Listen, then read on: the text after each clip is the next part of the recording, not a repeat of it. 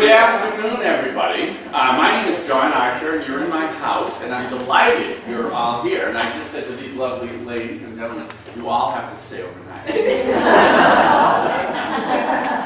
Only kidding.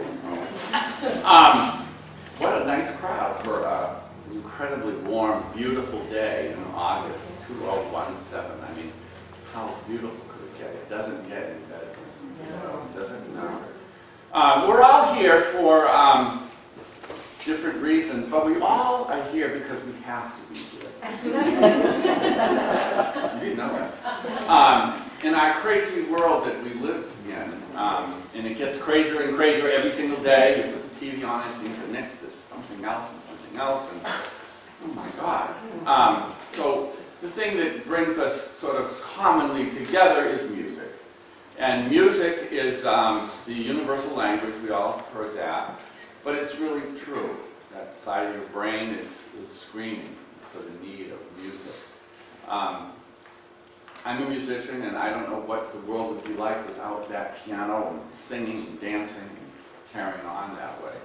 This group to my right does it every Wednesday at the Danvers Art Association, and we're very honored and pleased to have you guys. You know, it's a feather in our cap, and we have a bunch of Danvers art people here, Lynn, darling,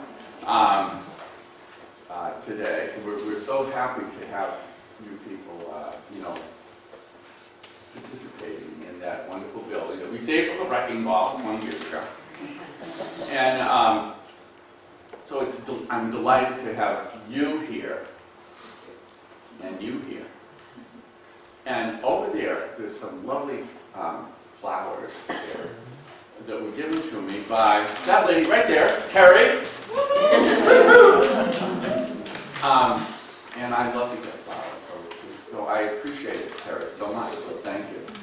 I did add some positives to the bottom, gum it up a little bit. Anyway, how wonderful to have you all here for a lovely concert. I've listened to a lot of it, and it's really fun. But we're so lucky to have as our director of this organization, Tom Carmody.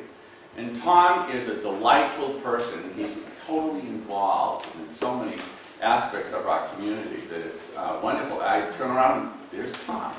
I'm like, it's nothing to do with music, but he's there too. So I appreciate Tom being part of my life, so thank you, Tom.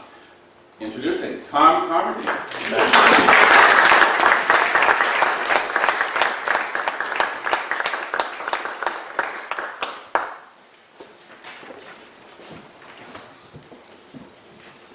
Well, on behalf of the Essex Harmony, I'd also like to welcome you to our Summer's End concert, although it seems like there's a little touch of the coming season in the air also. Just a little early, I think. We're happy to have this opportunity to sing here for you, and we're so very grateful to John Archer and to the Art Association for welcoming us so gracefully, and we're surely excited to share our art with you. At this time, could you please be sure that your cell phones are silenced?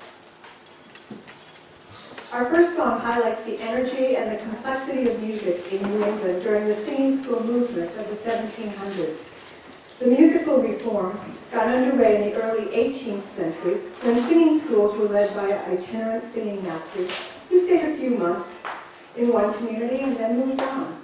These schools were responsible for the growth of a distinctly American style of composition. Though singing school masters earned their livings in ordinary ways, you'll hear a lot about William Billings. Well, he was a tanner. One was a tavern keeper and a horse breeder, another was a comb maker, and later the owner of a general store. The music they composed is energetic, melodic, sometimes surprisingly dissonant, and often refreshingly optimistic in spirit. You'll hear a number of songs today that were written by William Billings.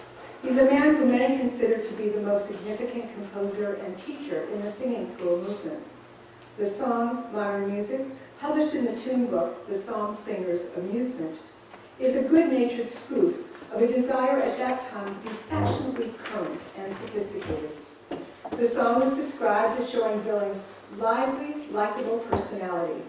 confiding, humorous, at times quite carried away with the sounds and rhythms of words. It is of note that this tune represents an appreciation for a work that would have been found in the urban centers of New England and not in the inland rural communities like ours that would have favored his more traditional songs. In the song, Dylan places an emphasis on the bass part.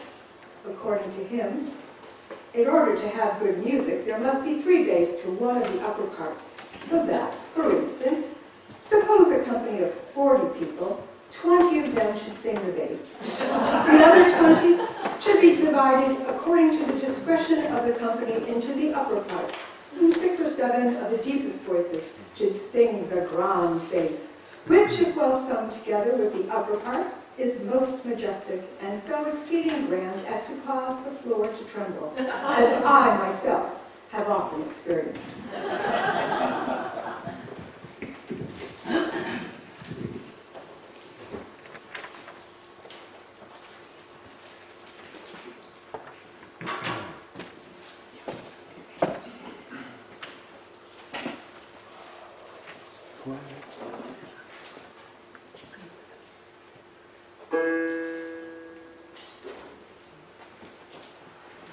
We are met for a concert of modern invention. To tickle the ear is our present intention.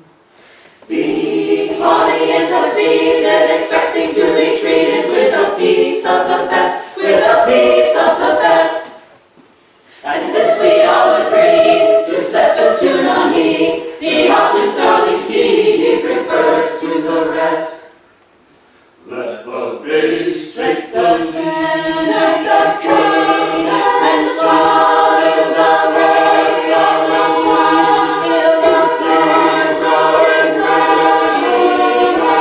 to fugue away. Then change to brisker time, and up the ladder climb, and down again, then mount the second time, and end the strain. Then change.